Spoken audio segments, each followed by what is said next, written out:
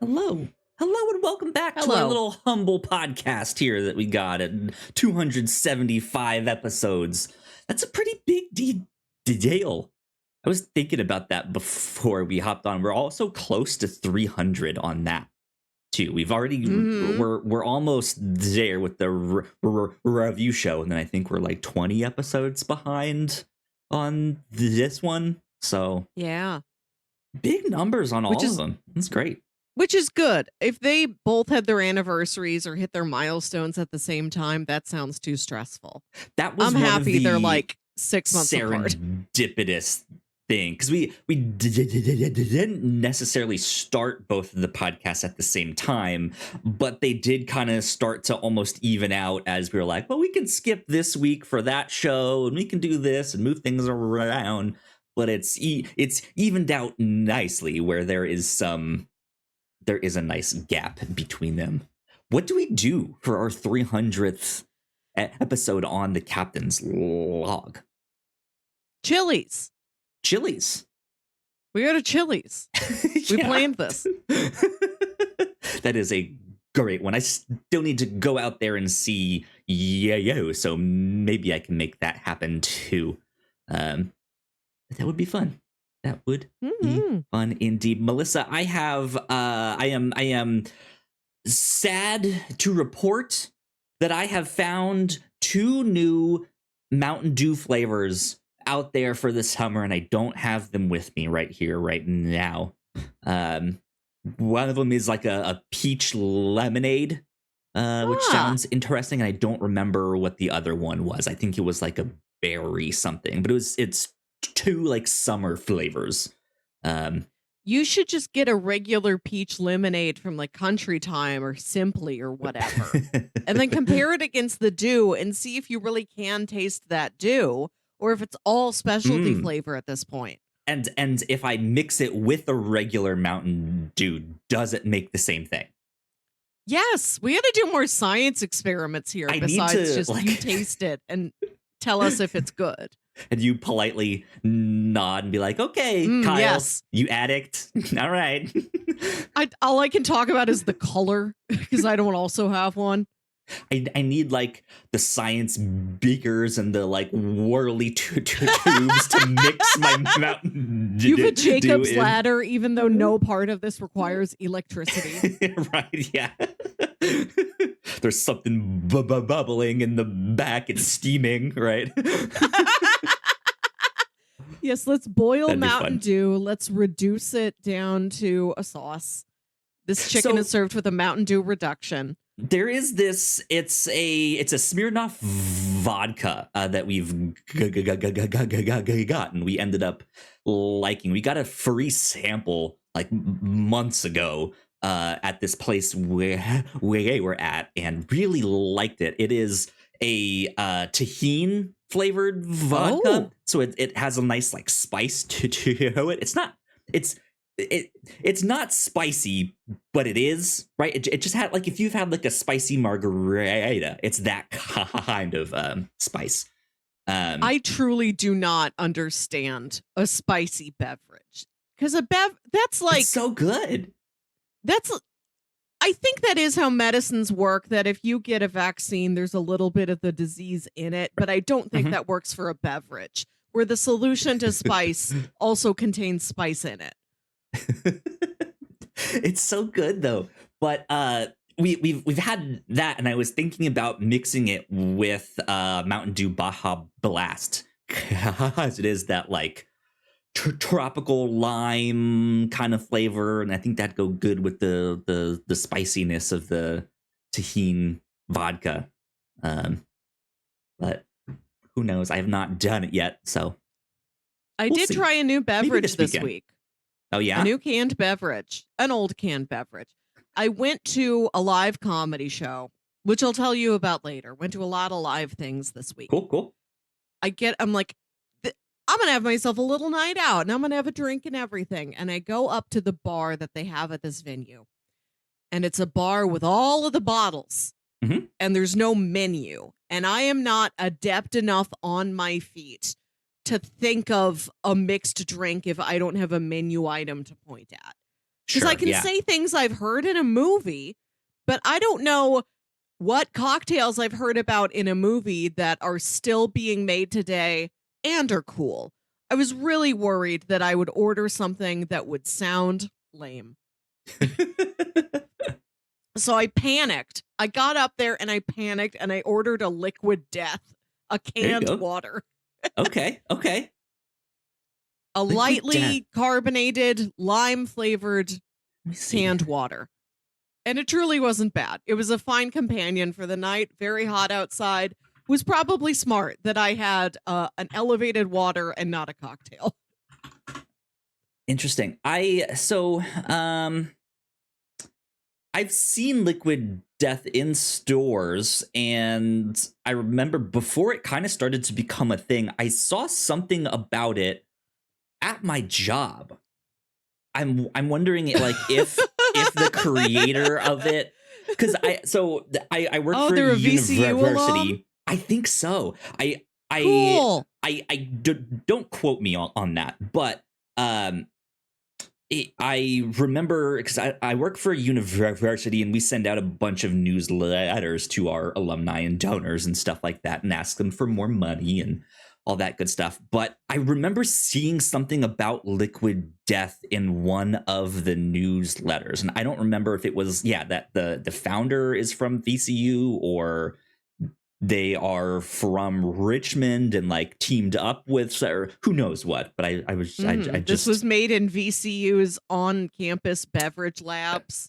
Yeah, who If they don't knows? I exist, don't know. you're the number one person to lobby that the university adds one. So, according to the Wikipedia for liquid death, a real hard hitting news organization here. It says that as of 2023, the water itself is sourced from Bland County, Virginia. Huh. So it had something to do with Virginia. Wow. But that is I all know I know. Virginia was known for its water. All I knew about lived were there most of my life. Haven't ever heard that. We have the Tidewater region. Okay. Virginia Beach. All I knew Newport about News. Virginia is that you had lovers, electricity, and I think peanuts. Like the little foods, not Charlie Brown and his friends. Right. I think, like that George Washington Carver was from around there. Don't know. Or something. I feel like I've heard about people wanting Virginia peanuts specifically. Interesting. I don't know. Don't know. But good. How was it? How was this liquid death? It was fine. It was a pleasant way to spend an evening. And the There you go. can looks cool. That's why I grabbed it. I'm like, at least the can looks cool. Yeah, that works. Right? Like neat art. I want that. I wanted to order my go-to mixed drink is an amaretto and lemonade, but I've never heard anybody else order it, so I'm self-conscious because I have no idea where it stands on the cool to lame spectrum. Be unique. I am so short on time. I have no time to be lame. I gotta eradicate it from my system. You don't want to go up there and be like, yes, I'd like a corpse reviver number 2. And they're sitting there like pulling out their list of cocktail. How do you make this one? See, I feel like I'm almost starting to become the opposite. I feel like my partner and I are about to enter our cocktail phase. That's a nice phase to be in. I still don't know anything all that much about alcohol or liquor or anything like that. I did recently start following, I think his name is Anders Ericsson on YouTube. He's a little bartender, has some great videos. So if you just I watched some of a guy named How to Drink. I mean, his name is Greg. No, his him name the is man Hal. is named How to Drink. I think I've seen that channel though. they're shot beautifully. Like, he uses a slow-mo camera. It's just Yeah. eye candy watching It's him mix the drinks. And that's a lot top-end of the stuff. appeal. Yeah. Yes. But we're thinking about like getting some equipment to start making our own cocktails and stuff like that. Beakers, a Jacob's ladder. Yeah, exactly. A Bunsen burner. Who knows what? I don't know. You're entering the beaker phase of your life. I'll be in there with my lab coat and my crazy hair. Today, which is a Mountain Dew cocktail. I feel like you've got, I'm going to say dads, but when I say dads, I mean generally like an adult man who may have time on his hands for a hobby. You have like mixology guys, and I feel like you have tinkerer maker guys, who do have like, not science projects, right? Like your Adam Savages of the world. Sure. Yeah. But none of them really put those two together. I use my hands to make the interior section of a Venn diagram here. Nobody is maker space and cocktail space. Interesting. I mean, that at the very least, I'm sure you could find that in like a home brewing scenario. Oh, yeah. Well, there's that. But nobody's like, I have a lab coat I wear to make a gin and tonic. Right, yeah. Which would be, I feel like I'd watch that. That'd be an entertaining channel to see him make these well-known or lesser well-known cocktails, but in this wild and crazy way. That'd be fun, right?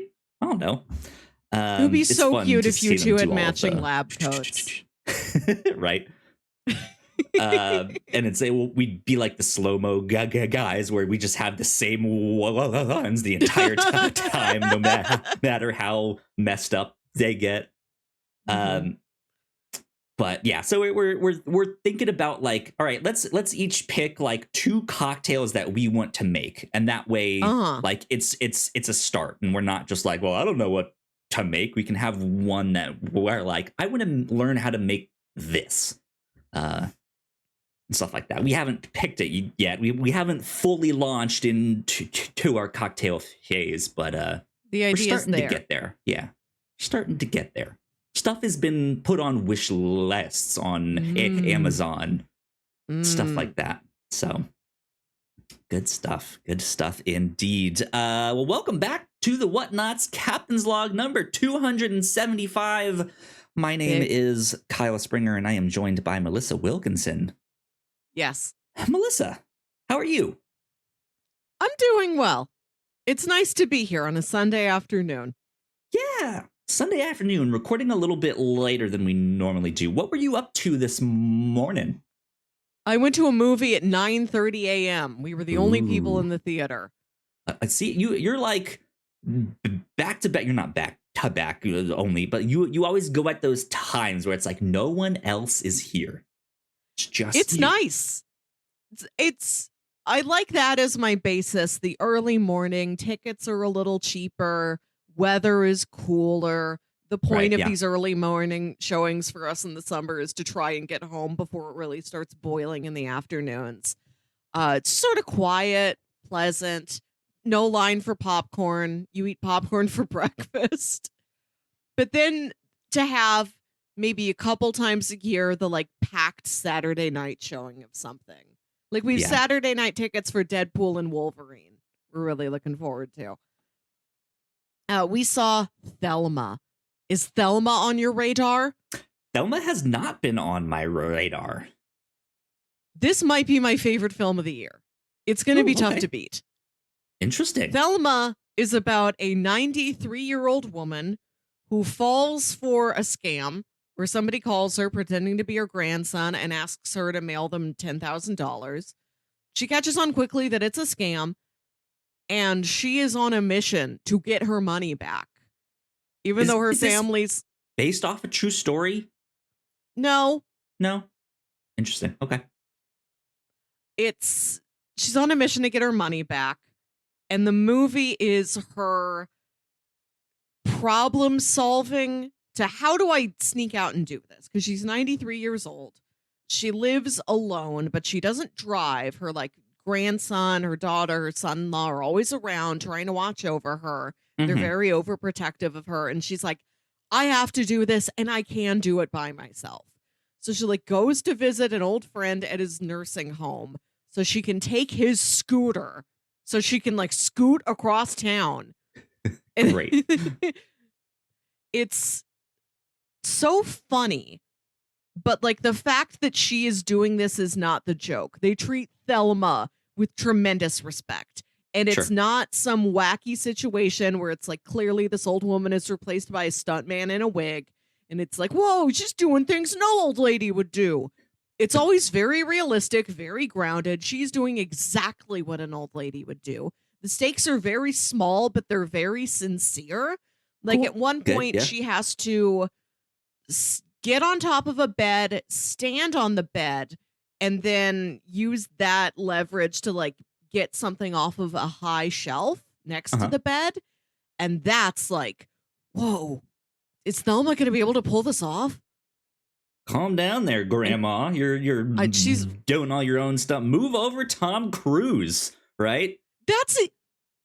Tom Cruise is her inspiration. Early on in the movie, her and her Great. grandson are watching like one of the Mission Impossibles where he does all the running. And she's like, was that a stunt man? And her grandson's like, no, that's the whole point. He does all his own stunts. And she's like, sure is fast. Look at him run. And like she sees a picture of Tom Cruise in the newspaper after she gets scammed. And that is literally what inspires her. She's like, That's great. Ethan Hunt wouldn't stand for this, so I won't either. It is like an espionage movie. It feels like a spy movie. It feels like a crime movie, but just starring a 93-year-old woman. That's amazing. That's a great pitch. It's so funny. It's so sweet. It's shot really well. I was so impressed by Thelma. Please see Thelma. Interesting. Okay. I'll have to put that on our list then. I think it's a great time. You'll really Yeah. have a good time with Thelma. I also went to see The Bike Riders yesterday. Ooh, that was at we have 10 a.m. Tickets And there to go were, see that on like- Tuesday. There were like 4 other people in the theater. Bike Riders is a very nice time. Great performances. After watching all of The Bear, it feeds my need for strong Chicago accents. There you go. Good. Yeah. Yeah, we have tickets to go see that on Tuesday. And we finally got back to the movie theaters after a handful of weeks off. There hadn't been much that we were super interested in. It's a time for like, I think because summer has hit in earnest, there's been a focus on like kids movies. It's the family style stuff. yeah. Yeah. The Despicable Me's, Inside Out 2, which is what we went to go see, which was fantastic, by the way. I've heard it's good fun. Check it out. Yeah. Really, really good. Short, like hour and a half. So it, doesn't are nice. overstay its welcome at all, which I guess you can't really do all that much if it's a kind of a kids family movie thing, right? You don't want to keep the kids there too long. I guess so. I don't know the longest kids movie released in theaters. That'd be an interesting. I don't look it up. I'll look it up and I'll use that for trivia next time. There you go. Yeah. So yeah, we went on Friday night, and it was a bit, I don't know if I'd say packed, but it was pretty full. Theater, number of families with all their kids and stuff like that. That's so what I've was seen. good.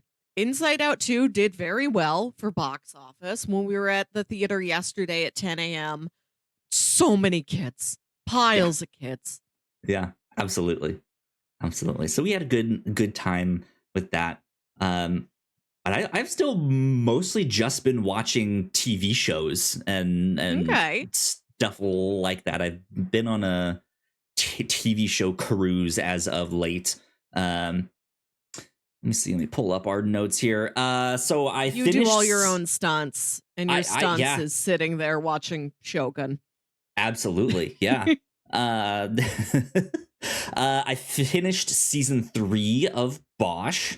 That was real good. That was a season where Bosch is framed for a murder. Oh no! So he then has to solve it before the other detective solves it, not knowing that he's been fed bad info and stuff like that. So got to watch that. I'm still cruising along there. I started rewatching Twin Peaks with my partner. It's her first time. I got to get on that. Watching it. Blank Check is going to do David Lynch later this season. Nice. So there's a lot of... I do not know Lynch as well as I should. I saw season 1 of Twin Peaks when I was in high school, and I truly don't remember it. So I need to watch all of Twin Peaks and fill out my knowledge of his filmography. It's another one of those shows where it's influenced pop culture so much, and so much of stuff that my partner and I have liked or watched, or video games we played and stuff like that, or she's seen like reaction gifs of, and she's now getting to watch and be like, oh, this is that show. Okay, I see what's happening here. But it's still such a delightful show. It has that like real serious crime murder mystery, but also it's just so bizarre and so weird, and it's just kind of delightful as a result. They reuse the same music over and over to a point where most other things it would be annoying, but the music just kind of doesn't fit and sticks out like a sore thumb in this way that it's just like, it's bizarre. It's so weird. It's this like almost like beat jazz, just like, ooh, yeah. Doom, doom, doom, doom, doom. Right. And it's just like, what is going on here? But yeah, it's a lot of fun. We started re-watching it on Paramount Plus. And a friend of ours gave us their password. Paramount Plus, you did not hear that.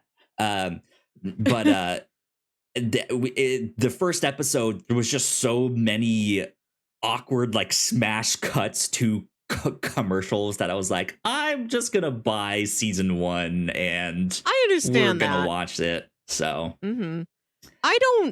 I think Paramount Plus is mostly for olds. So if there is a younger friend who gave it to us, who gave it to you, it's for Star Trek fans too. If your age plus their age equals AARP age, they'll let you in. The algorithm won't catch you. Yeah, so I bought it on Apple TV Plus. That's I think one of the first things, if not the first thing that I bought with them. I usually stick to Amazon. But I was like, you know what? Why not? Let's try out that.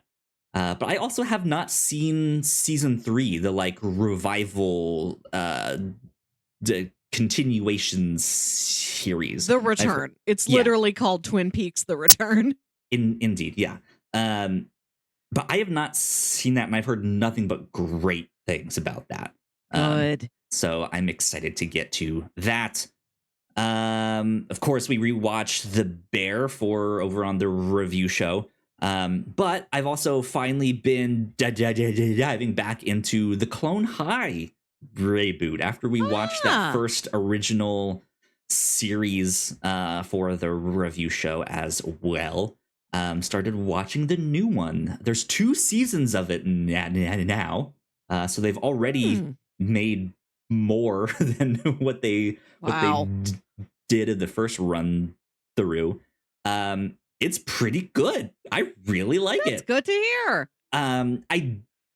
If I remember correctly, I think I had similar feelings to the original show, where it felt like the first couple episodes I was a little shaky on. I'm just like, I don't know if I like this. Who knows? They wasn't great. But then after that, it really like found its footing. And this was the case with this too. The first 1 or 2, I was just like, I don't know if this is any good still.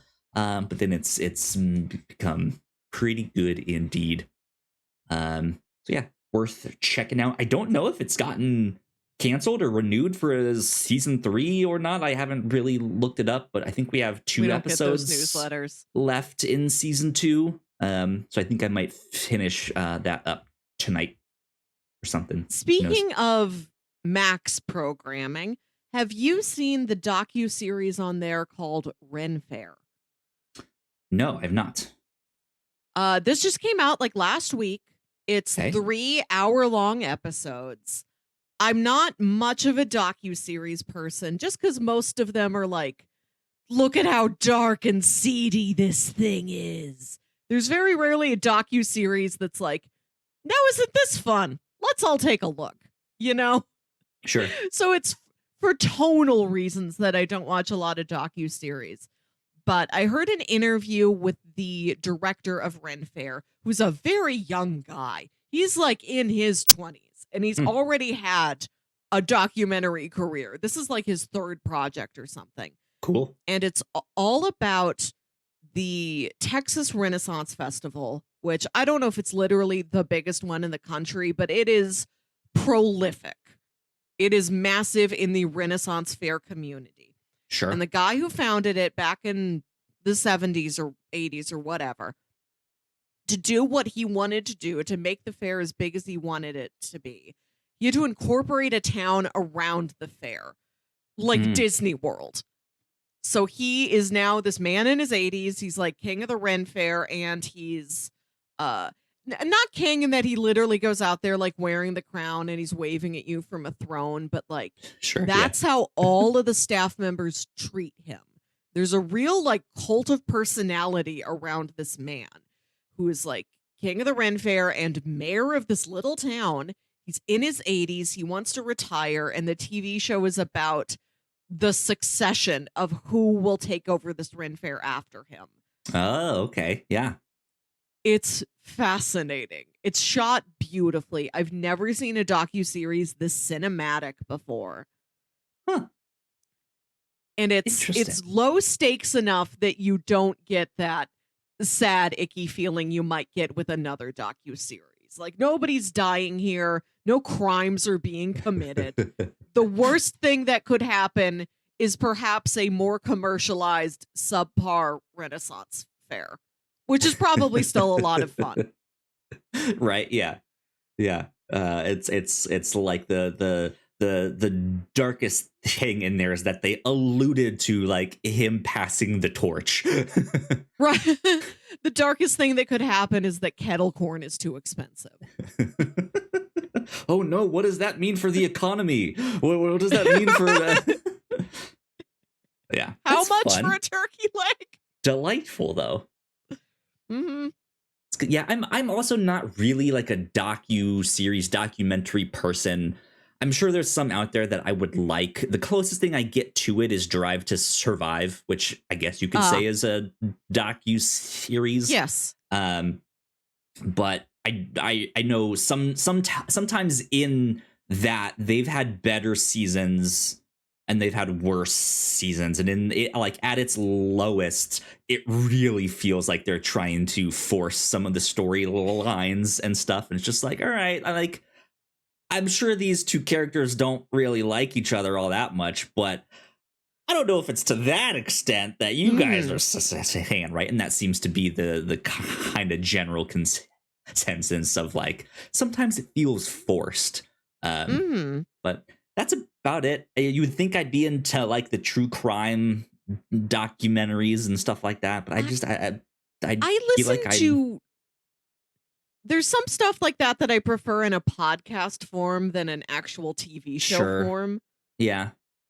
I think because go ahead. No, just like a podcast is something I can fit into my day much more easily. Like at my new job, I don't have as much podcast listening time.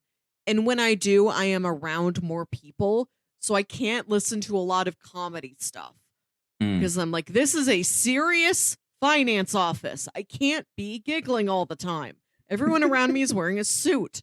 I'm not like in my old t-shirt and jeans office where everybody worked from home and it was fine if I laughed all day because I was the only person there. So now I'm listening to much drier things, just more. You're sitting there like, that's your bank account. All right. I have just listened to like straight informational things at work pretty much. And And, it can fill a work day. It can fill a commute. It can fill chore Sure, yeah. time. Whereas when I want to sit down and watch something, which I don't have as much time to do, I don't want it to be a bummer. So I'm not going to watch a lot of the docuseries unless you show me a fun one. Yeah. Indeed. I think the only other docu-series I've watched that also happens to be on Max is the case against Adnan Syed, which he was the subject of the first season of Serial, stuff like that. So I had watched that since I kept up with all of that. But even then, it was all stuff that I already kind of knew because I listened to the podcast. So I was just like, all right. Cool, I guess, that I got to see some of these people that it was talking about, but that was it. So there you go. We also just finished season 6 of Venture Bros this morning before the podcast. Time. They are in New York. They've been there. The blue morpho is out and about wreaking havoc on the villains. It's a great time. You're almost done. You just have season 7 and then the movie. That's like a week's worth. Indeed. So that's kind of all the stuff I've been getting up to and watching there. So good stuff indeed. You also went to these 2 live podcasts though. Tell me about those. Well, theater season as a whole is in full swing over here. The Muni season has started. I went to see Les Mis live on Wednesday night at the Muni, St. Louis's historic, century-plus old outdoor musical theater. Great stuff. Just solid. Just wonderful. The platonic ideal of what you want to see when you go see live musical theater was this Les Mis production. That's fun. I saw that, and then the next night I saw Comedy Bang Bang Live. Oh, hey, one of your favorites.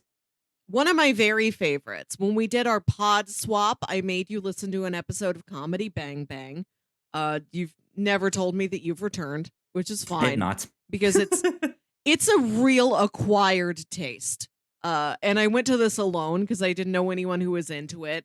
And I knew this is not the sort of thing I invited somebody to who didn't know it. Sure. I don't think you start at one of the live shows here. But it was fun to go and talk to all the people in line, stand in line for merch, get a cool t-shirt, talk to folks and ask, like, how long have you been listening? What's your favorite character? Everybody's got a different answer. For the show, we had the regular host and then 5 guests, which is pretty good. Yeah. Last time I saw them live, it was just 3 guests. So this is an improvement. They're upping their game. They ordered Emo's Pizza live on stage and would not end the show until the Emo's arrived. Nice. Emo's being St. Louis's signature pizza.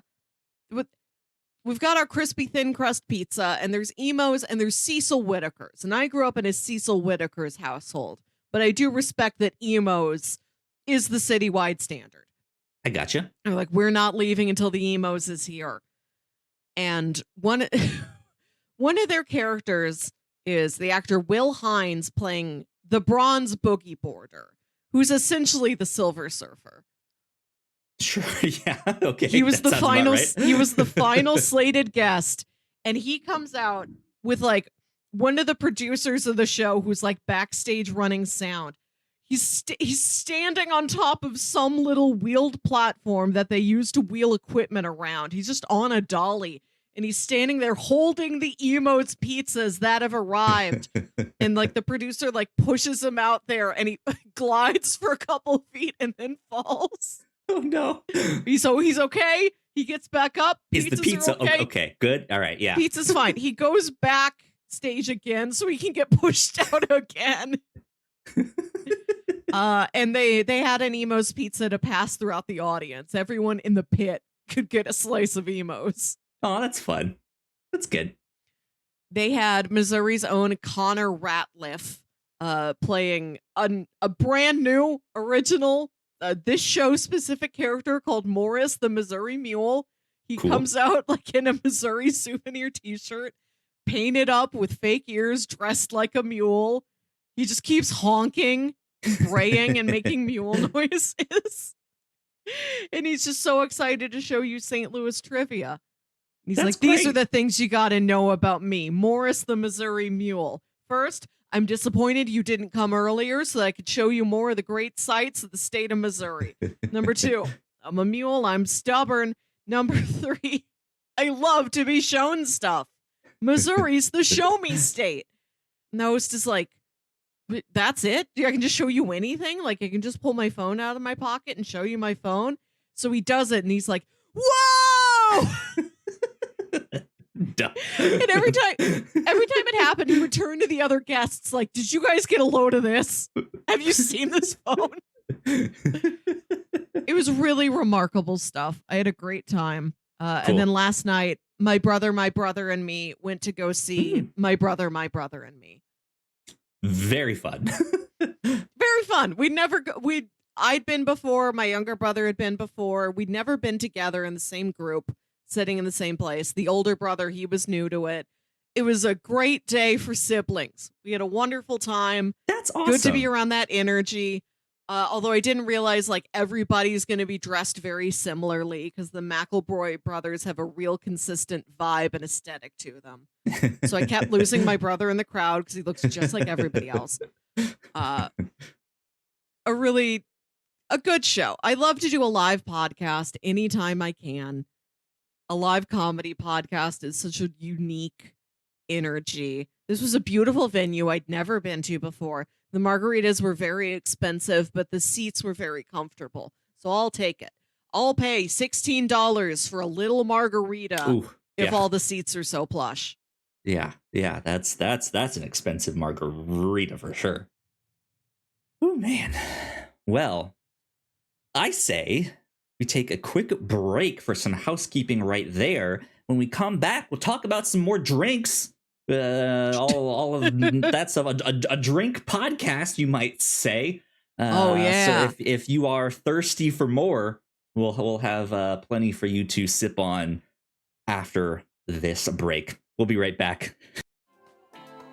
Thank you so much for checking out this podcast. We hope you're enjoying it. I forgot to mention if you didn't it. know, we make multiple different shows here at the Whatnauts. Speaking of Blank Check, which I did earlier, so we Blank Check did a Satoshi Kon series. None of this is possible like a month or two ago. Head over to which is only 4 episodes because he only made 4 access to films, over and then they talked about Paranoia Agent content, including our Patreon first podcast. I really recommend recommend that you of all people go listen to their Satoshi Kon. Of course, there is a free version of the Pilots Club available, but episodes are exclusive to our Patreon for 2 years before they hit the free feeds.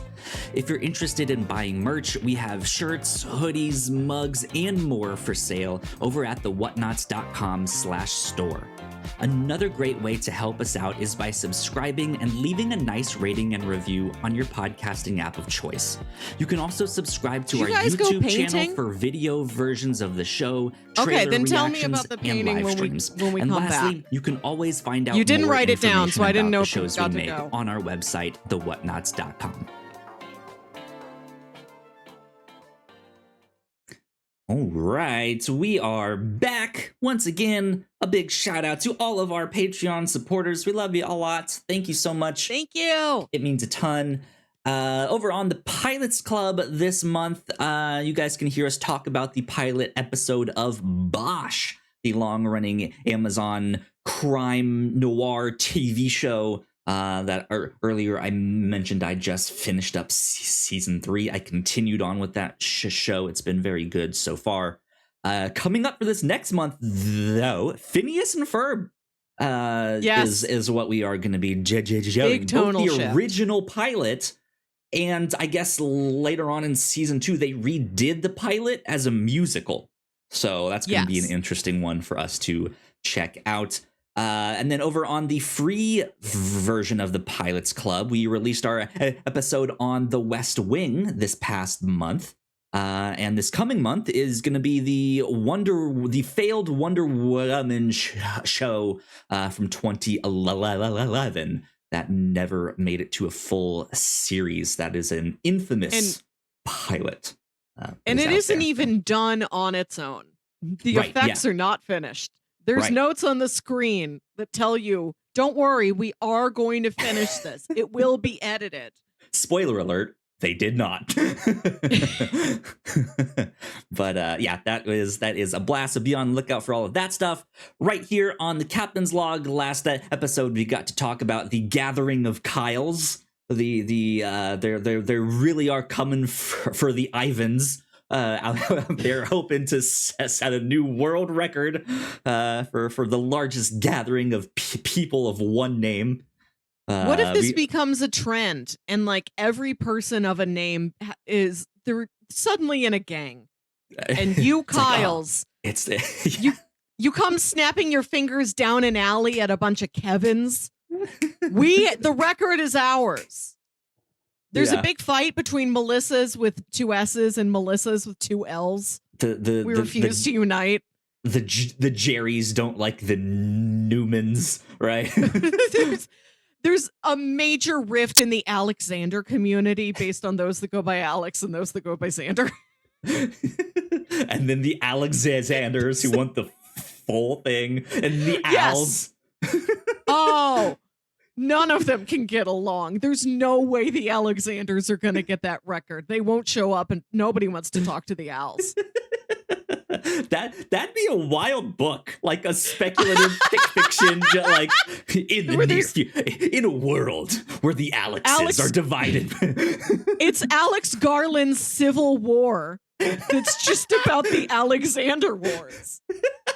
Oh my god, that's great. Over on the Captain's Log last week, we also got to talk about some movies that Melissa went to go see, including I Saw the TV Glow, as well as some cast information about Wake Up, Dead Man, which is the new Knives Out mystery coming in the near future. So that was a blast. And next episode on the Captain's Log will be our annual trivia night. We're hoping to get Ignacio on that. We're hoping to have him this week for trivia night, but it did not work out, hence the regular episode. He's got science to do. He's in his beaker phase. Right, yeah, absolutely. So hopefully we can get him on next week for that. If not, Melissa and I will go forward without him. We will pour a trivia question we out must for persevere. Ignacio. Yeah. You have to look up a question about batteries or something. Electrical engineering. Yeah. How does an engine work? So something like that. I don't know. I guess that would be or I guess it could be an electrical engine nowadays for all these electric. I don't know. Anyways, trivia night will be next episode. Also, over on the review show, our previous episode, we got to talk about seasons 1 and 2 of The Bear. I got to re-watch that show. Melissa, you got to watch it for your first time. And season 3 of that show comes out shortly after this is going out to the public on the 27th. So I'm super excited about that one. Mm-hmm. Let's go check out our thoughts on that. Maybe a reactor core topic. We'll see. Who knows? Yeah, we haven't. It's been months since we've done anything. It was the True reactor Detective core. Night Country was our last one. It's with the strikes last year, it's just been a quiet spring. I still think we should do something for the Acolyte, but it's 8 episodes. There's still 4 of them left. Maybe a couple weeks after it's out, we can finally say, hey, we've watched the Acolyte. I don't know. I think that'd be fun. We'll see. I've watched the first 2 episodes. They sure look cool, but I really have nothing to say about them. You can't get a lot of Star Wars content out of me because all I come to Star Wars for is, boy, that looks cool. I'd love a big room. Big rooms. Tall hair. Indeed. Cool. So yeah, keep an eye out for all of that stuff. That is about it for housekeeping right now. Before we get to the thirsty stuff, which I mentioned before the break, I forgot to mention that I went to this like paint rage room this past weekend for Father's Day. We took my partner's father out to this thing, similar to those like rage rooms where you can just break stuff and smash things. This is a room where you can like throw paint on the walls and on canvases and at each other and all that stuff. They've and I know re-recorded the mostly you song would- "Break Stuff" to say "paint stuff," and that's what Sure. they play when you enter the room. Exactly, just on a one song loop, right, the whole time. No, yeah. So we went out to this place for Father's Day. I mean, it's kind of it's small. It's what you would expect. Like it's just kind of a warehouse where they've divided up these rooms, so to speak. It's nothing fancy in that sense. But we got there and immediately they were like, "Hey, the room you're in, the people are just finishing up in that. Then we have to clean it up, and then you guys can go in. Do you want to wait in our bar lounge area?" And Nice. they have this little tiny bar that you can go sit in. And they had a special on certain bottled beers that, hey, if you're in one of the breaking rooms and you finish your beer, we'll rinse them out and you can then go smash those in your room. So they have both paint rooms and breaking rooms. Yes, and one that is both. You can paint and smash and do it all in the whole Wow, thing there. what would I do first? I all at the same time, smash a TV with paint. I don't know. But we only did the paint room. He recently had some shoulder surgery, so couldn't really smash stuff. But we went in this room. It's like black lit, so all you can see all the like fluorescent paints. You can throw it on the walls at each other. They come in those. The paints were in those like squirt, like the ketchup and mustard bottles you see in a diner. So you can squeeze it and spray it and throw it everywhere. We had they I think on the site they called them paint balls, but they were only sponges that you could like dip in these buckets of paint that they had, so they were reusable, and you could throw them at each other and stuff like that. It was a blast. They had two drums that were in the room too, like a big old bass drum, and they gave you sticks and you could paint on the drums and hit the stuff. We had half an hour. It was a blast. That sounds like plenty. Yeah. Like half an hour is all you need. But the paint is water based, so if it gets in your clothes, you can wash it out. You have to wash it right away when you get home, or else it will stain it and it will be more permanent. So you can come in a white t-shirt and be like, "This is like, hit me, throw paint at me." Like this is, I think they had white t-shirts you could buy there too. They also had like little ponchos if you didn't want to get your stuff all painted on. How do you drive home after? They had seat covers that you could have. Whoa! Yeah. I didn't know they were prepared. That's incredible that they provide those for you and that you don't have to bring your own old beach towel to lay down in your car. Yeah. I mean, that is also a smart thing to do, is have like a towel or something else that you can just toss in the washing machine with your clothes. But also with it being water-based paint, the canvases that we had didn't turn out the greatest. They like, it's especially as you keep like smashing it with these paint balls and stuff, it just kind of drips off and it gets more and more wet and more watery and all that. So it all just kind of meshes into this like brown mixture, and it's not as tie-dye or Jackson Pollock as you would have hoped it to be.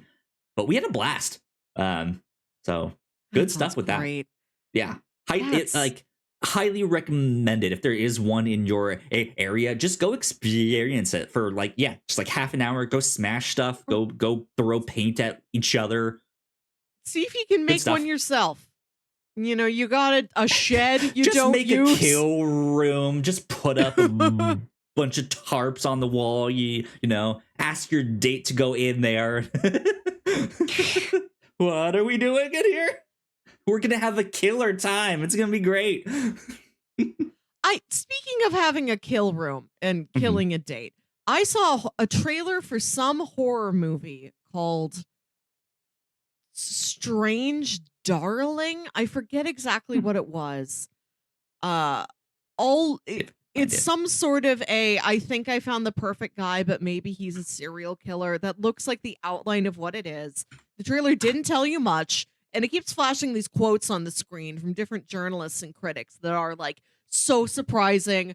What a new take. I don't know anything about it before going in. I'm like, all right, I won't then. I'm really intrigued. You've got me. And then they're telling you, they're showing you the credits. It's like, directed by this person. I'm like, well, I don't think I know that name. And then it says, director of photography, Giovanni Ribisi. And I'm like, excuse me? Oh, really? Let me see. Where's the cast and crew first off, on this? No teaser trailer tells you the director of photography. No trailer does this. Even the biggest DPs out there, nobody's ever like, this film was shot by Roger Deakins. Yeah. So to throw that in IMDb right now, Giovanni Ribisi, director of photography. Shocking. Well, if they didn't have my ticket already, they have it now. He's such a weird actor. What does he do when he's behind a camera? What is that like? Interesting. That's so funny. Yeah, it's especially since I also just watched all of Sneaky Pete, which he's in. He's the main character. He's Sneaky in Pete. That. He is the titular Sneaky Pete. That's interesting. The poster for the movie looks pretty cool. It came out last year. Strange Darling, starring Willa Fitzgerald, Kyle Gallner, Barbara Hershey. No one I know, but interesting. Good stuff. It's been a great year for little films. I've been keeping a list of everything I've seen and what my favorites would be and what I'd put on a top 10 list at the end of the year. And so far, it's like not really tent poles, but a lot of just little weirdos. Yeah. My favorite one so far this year is still Perfect Days. The Japanese one about the guy that cleans the toilets. I loved it. It was incredible. So I still got to see that one. I think it's on Hulu now. I think. Okay. That sounds like a beautiful morning. Put it on your list. But let's move on to this thing you put on our list, Melissa. We might have an arch rival. This week at the bar trivia that I host, there was some question about the top ranked sodas in America. And the question cited the source Beverage Digest. So I looked it up. Beverage Digest is a real publication, mostly pulling it up on screen right now. Like the business and marketing side of beverages, less for like the culinary side, which I guess is how we approach it. I don't know what our angle is. The top story right now is an exclusive. It says analysis, Monster Beverages succession plan, Coke Swires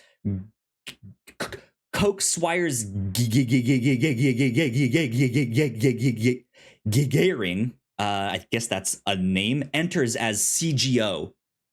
Right. They're doing real crunchy stuff over here. But I was looking around and they have a podcast, which is inexplicably called The Breeze, an original podcast from Beverage Digest. I downloaded one episode 13. Is Disney's Marvel the answer for Coke? Which is just like, there's Marvel characters on Coke cans now. Will this make a difference? Will the young people who grew up with the MCU buy a Coke can because Black Widow is on it now? That's funny. I listened to like 10 minutes and it was, for a show about wet things, really dry. I bet this is a great resource for business folk in the community. Side of things. So I don't think they're talking about soda the same way we talk about soda, but I'm like, there is a soda exclusive podcast out there. Well, it's not soda exclusive because episode 1 is Gatorade beatable. Right, it's beverages. It's not sodas, it's beverages. There's an episode about Dasani. All the next ones you big know. thing, trend spotting at Expo West. Should we be at Expo West? Is this like the How drink can we get in? haven? Yeah. Yeah, interesting. Yeah, I did hear recently that like Dr. Pepper is now like the most, like the second most favorite soda. Pepsi no longer holds that spot. Yes, it goes Coke, then Dr. Pepper, then Pepsi now. And honestly, good for them. Good for Dr. Pepper, right? I love a Dr. Pepper. Indeed. I would love, this has been one of my goals. Maybe if episode 3, it's more attainable for us to have episode 300 be we go to a Chili's. But I would love if we could get a beverage expert on, like a soda connoisseur, somebody to come on and like really lead us through a soda tasting.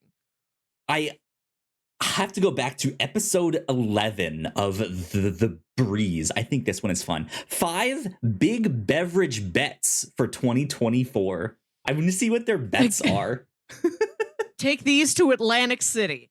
Welcome to the uncut gems of betting on beverage sales. How many exclusive Mountain Dew flavors will be out in 2024? They also have awards. I don't know if you looked over there. New awards, it's like 2024.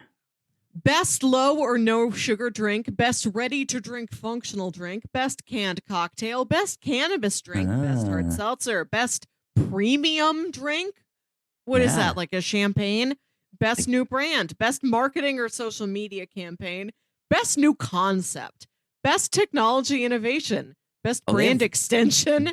Guidelines and criteria for like how they judge all of this stuff.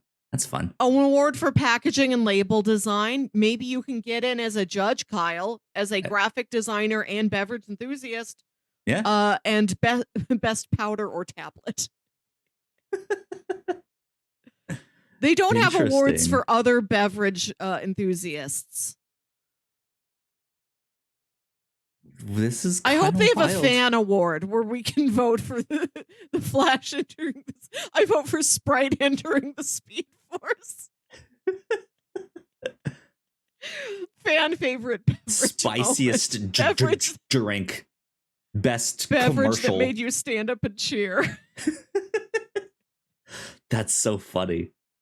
Yeah, they are definitely much more on the like business analysis side of the beverage world. That's really funny. I don't know if there's other beverage related podcasts out there besides the like beer and alcohol related stuff that I know is out there. Interesting.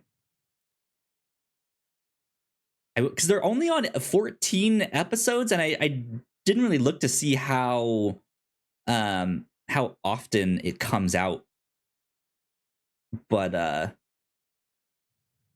who knows? They might have a big like end of the year best thing of the Breeze. Yeah, where they do all the like Mountain Dew flavor rankings. We couldn't get on that podcast. But maybe we could invite them here. Who knows? Yeah. We'll have to ask where they got the name, because that one also baffled me when I was like, why the Breeze? It is something you shoot. You shoot the breeze, yeah. But you would think they'd have like a podcast name like The Sip or something like that. The glug to the the welcome to the glug. We're starting the glug right now. A podcast within a podcast. Whenever we talk about a new beverage or a new welcome to the glug. Podcast within a podcast, our exclusive beverage podcast where we just take a big old glug of whatever drink we're having. Yeah, absolutely. The glug. That's great. or like it's like you can't have something like what's on tap because that sounds like alcohol, but this isn't an alcohol podcast per se. So I don't know. Interesting. The breeze. I wonder where they got that from. Interesting. All right. Melissa, are you gonna watch any of the Olympics? I'm offended that you think you even have to ask. I kind of assumed you were. I'm hoping to like set you up for I'm big Olympics. I gotta get myself a little flag to wave just to prove how much I love the Olympics. A little pennant. There you go. I know the whole like procession of all the torch bearers have started. The only reason I know this is because Charles Leclerc, an F1 driver, was one of the I figured that must be who this bearers. Person is. Yeah. I'm miming driving a car.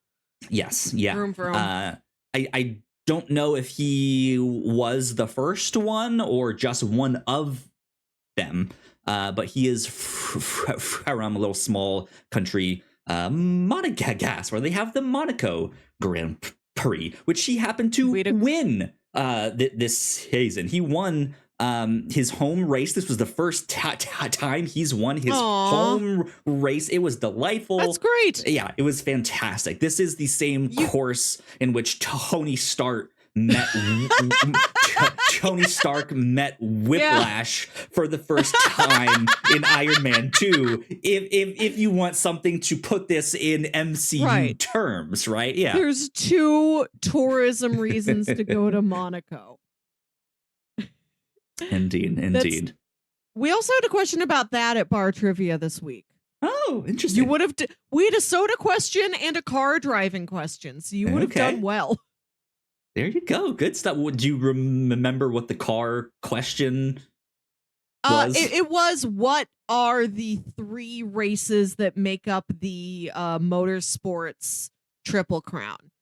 Okay. So you have to name it would be like the Monaco Grand Prix, Le Mans, and the Indy 500. Yeah. Yep. You could have done Le Mans also just happened to. So yeah, that was a 24-hour. Wild. God, why am I blanking on the actor's name? X-Men. He was Magneto. He was just in The Killer. Michael Fassbender. You had to specify old or young Magneto.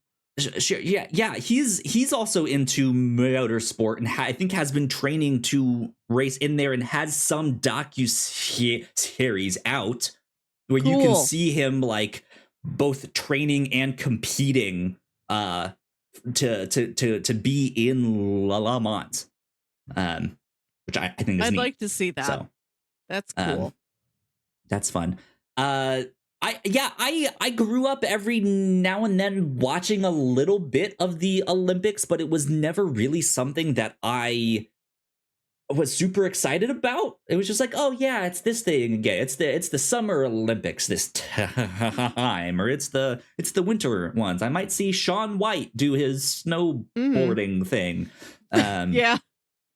I don't know. The hippest athlete. Right, yeah.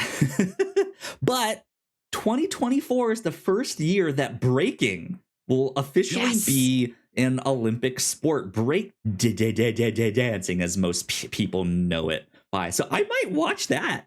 That would be fun. That'd be entertaining to watch them do all of that. When it is, see if you can watch it at August, a local sports. like August 9th or 10th. I meant like what time of day. I hope it's an evening or like an afternoon thing on a weekend, and you can go to a local sports bar. You can like hold up at a Buffalo Wild Wings and Something like that, yeah. just like backseat quarterback Let me the see the Olympics dancing. break-in competition. Just give your expert opinion. Because you will go to a sports bar and people are yelling and reacting and like, that coach made a bad play. But I've Right. never seen anybody do that for a very specific Olympic sport. And I would just love one of your neighbors to experience you doing that. Yeah, Remember that when would we went be to the fun. bar and I that might- breakdance guy was way too into the Olympics? You call that a fucking top rock? Get out of here! He hit the floor first. What do you mean? But that guy's musicality is off the charts, Melissa. God, You bring your the other own guy's not even numbers on that you beat. hold up. He's just in his own world. Yeah. You have your own number cards you're holding up in the bar at the TV. Yeah. The real winner was the DJ. So, AMC theaters I might will watch be that showing live broadcasts of some of the Olympic events. Oh, that's cool. Right. I really want to do that. Maybe if just for like the big old opening ceremony, because then you really Yeah. get your bang for your buck, because that thing Yeah. goes for like 4 hours. Yeah. I don't know the ticket prices for these. I love the Olympics. I will check in occasionally on the sports. I don't know any of them well. I love the global energy of it. It's so aspirational. There's Yeah, a it's fun. magic around the Olympics that I wish really did infect people and could be carried throughout the year. Every time I watch the Olympics, I'm like, surely this must heal us. And one of these years it'll actually completely work. they've had to install the like anti-sex beds in the athlete compounds this year. The 'Cause that's balsa like, wood beds. yeah, which I don't know how those are anti-sex. I haven't really looked into it, investigated it. But there are plenty of other places to have sex besides a bed. A stairwell. Kyle, we've talked about this. This is what it's like to be an athlete in the Olympic Village. Number one, you get as much free McDonald's as you want. Number two, right, condoms everywhere. Condoms and McNuggets as much as your heart desires. Sounds like a great date night. They like know you're going to have sex, so they give you the condoms, but they're also like, hey, don't go too crazy. Like, you do have to focus on your sports. So they made the beds out of like flimsy wood where it's like you get in there, you lie still. No action in that bed or it'll break. You're done. Right? Yeah. But I don't know. I remember reading that for the walk of shame to carry the broken wood back out. I need a new one. I remember reading that for the last Olympics in Tokyo in 2021. Did not follow up on the results. So I don't know if the flimsy beds just led to more public sex. How do you if outsmart it? Yeah. Right. Just did they make every substance? There might even be like a single room where it's like, what if we like triple or quadruple up that thin wood to make it sturdier, right? And then it won't break. And then that's just the sex dungeon. Whoever wants to can go in there, and then I don't know why it has to be a dungeon. I wonder if they made like the dresser is also really strong, or like is the dresser flimsy? Did they think beyond the bed? Is everything in the Olympic Village just breakable? Is everything made out of the like flimsy cardboard that sometimes comes on the back of bookshelves? Right? Oh yeah. It's just card stock. It's made out of cereal box material. What has it done? I must know. I don't know why we're not getting a raunchy National Lampoon or in the spirit of Van Wilder, a raunchy sex comedy set in the Olympic Village. There has to be some. We have this. There also has to be some like YouTuber out there who is finding these numbers and interviewing people about them. It has to be out there. Challengers Anyways. wasn't enough sports eroticism. We need more. Yeah. Indeed. Let's wrap the podcast up here with our pop culture lightning round. Because I put something else in there, F1 related. I wish we had a sound effect. I wish we had a lightning. I have the I can go get a cookie sheet and rattle it around. Yeah, so it sounds like thunder. I have the Batman slapping Robin. That one, but that's not it. That'll do. We have the Michael Jordan. Stop it. Get some help. On that one, but that's not it. Yeah, you don't have to say it along with him. We do need some sound. But the F1 movie that Brad Pitt is starring in, that has been filming for the past year or so, while all these races are taking place, they would like sometimes add on an extra paddock where like his fictional team could be in and like do all of their stuff in. That is done filming. It is supposedly wildly over budget. It happens. It will be out in June 2025. So yeah, we'll see how that one is. I'm excited about that. Marvel is officially launching a podcast. The official Marvel podcast. They've had like I don't know if unofficial is the right word. They've had like ones that are sponsored by them, but it was not like a flagship. Like this is the Marvel podcast. I thought they've had their audio dramas, which I haven't. We did one. We did Marvels. Right. Yeah. They have more. Yeah. So yeah, I thought that was interesting. I'm not sure what to expect with that, if they'll be talking about news or if that will be like creator interviews and here's what you can buy this week. I'd love games. I'd love Marvel Comics related true crime stories, if there are any. Who knows? Speaking of something that may fall into that Marvel true crime category one day, Blade is going through it, man. They lost another director. I think that's their like second or third one. They're hoping to rewrite the script over the summer here to then shop around to new directors shortly after that. But that was announced back in like 2017, 2018, right? I think 2019. Oh, okay, 2019. So not as far, but still, like 5 years ago. I don't take it for granted that this has been a rough time for films as a whole. And I think it just hits some harder than others, perhaps through no fault of their own. Yeah. And it just for the last couple of years have been a tricky time to make a film.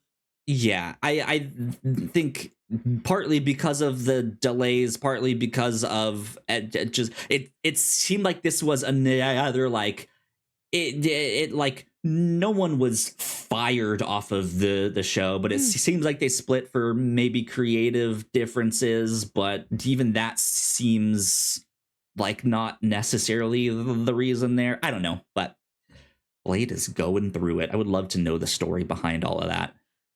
Perhaps someday. Who knows? Maybe that Marvel podcast will let us know. Years from now, it would be good. I am still working my way through MCU, the Reign of Marvel Studios, that like thick nonfiction book about the production of the MCU. It's been slow going because I don't have that much spare time to read, but I just got to I just finished Endgame. Nice. So I'm close. I'm getting to the times when movies were really tricky to be made. And I am interested to hear a book about this. I'm interested to read a book about this more recent, but like very impactful and very fascinating history. Absolutely. More movie news. Traps release date has been moved up a week from August 9th to August 2nd.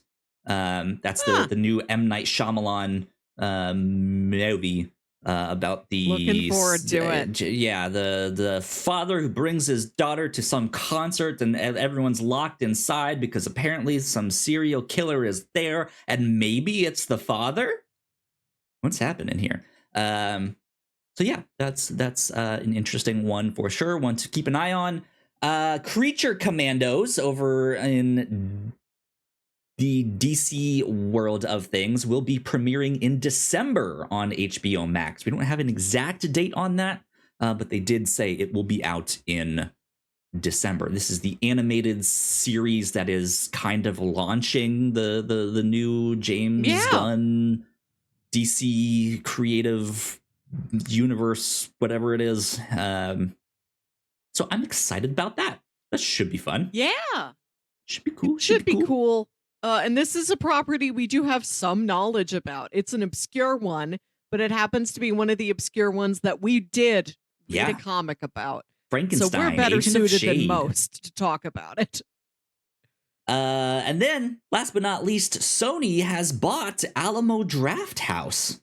I'm not sure of the full story behind that. If Alamo Drafthouse was kind of, were they going downhill? It's been a while since I've been to an Alamo Drafthouse proper.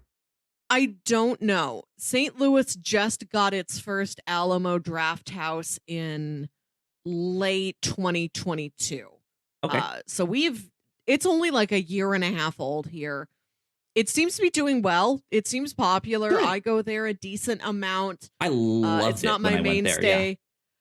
It's really nice. It's a little bit farther out of the way for me and a little bit pricier. So it's like a special treat when I go to the Alamo Drafthouse.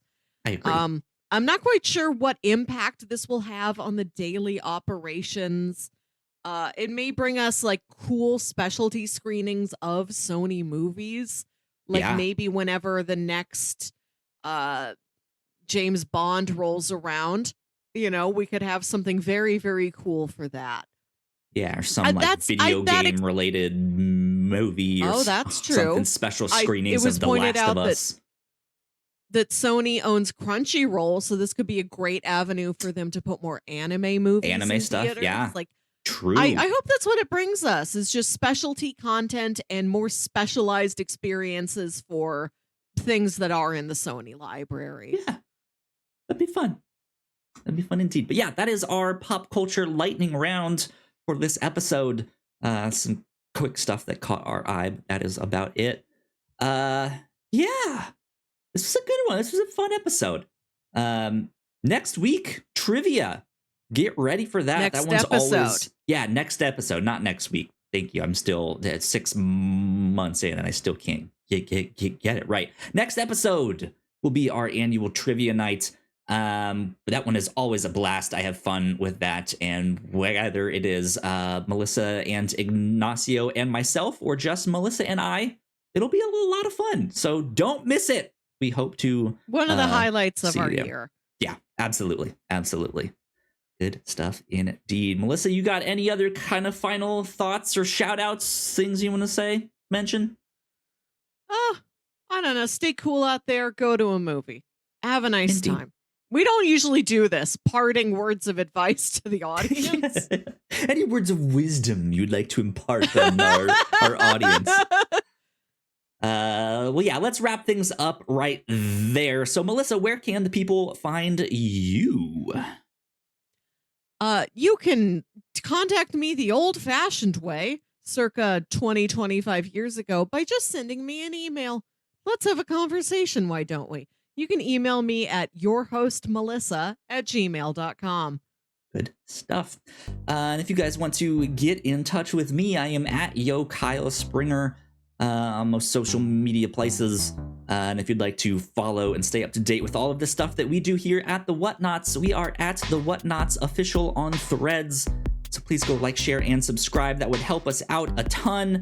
If you're watching this on YouTube, we got plenty more videos for you to check out over there on that side of the screen. And yeah, this has been number 275 of the Whatnauts Captain's Log. We will see you all next time. Bye. Bye.